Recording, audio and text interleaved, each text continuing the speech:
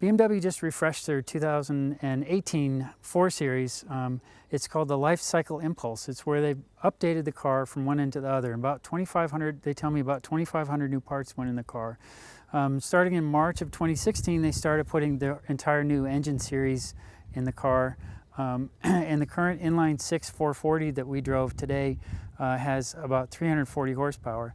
The big changes to this car are the front and rear aprons are different.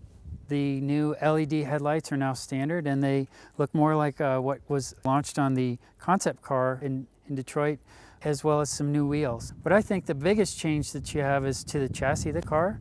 I think now the chassis handles the power a lot better. The wider track in the front and the even wider track in the rear is able to really put the power down and feel like this car is an extremely well-balanced, powerful, well-handling car.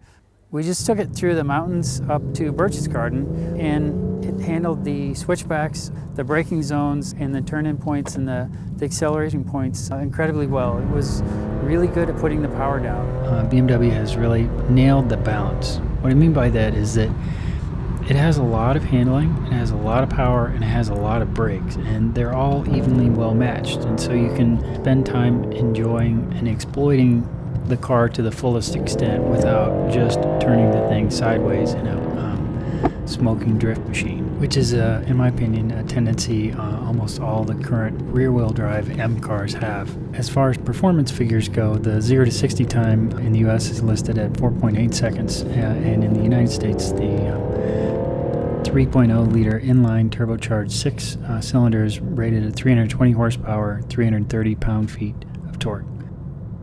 It comes standard with an 8-speed automatic transmission. A no-cost option is a 6-speed manual.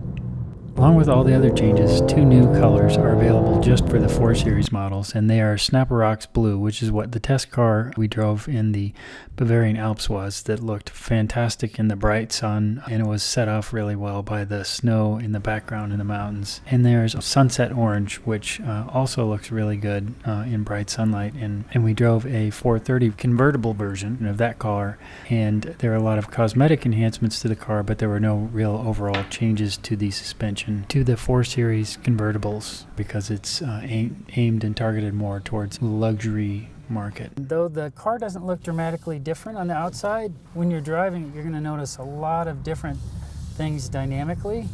The chassis now is a lot more responsive, and I feel like with the additional horsepower with this new particular motor, the chassis is really well programmed. In fact, BMW says that they've stiffened it up some, and it gives it more responsive and sporty ride. And yet the overall appearance of the car still remains very elegant, and you have no question when you're driving it that it's a BMW. It's got the typical BMW qualities that you expect.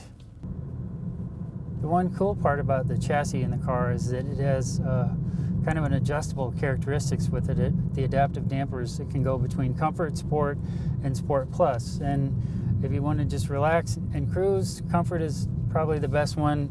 But if you want to go something a little bit more sporty and a little bit more responsive, Sport or even Sport Plus sharpens up everything, including the shifting points, the weighting on the steering, and everything that the driver feels as far as the interaction goes.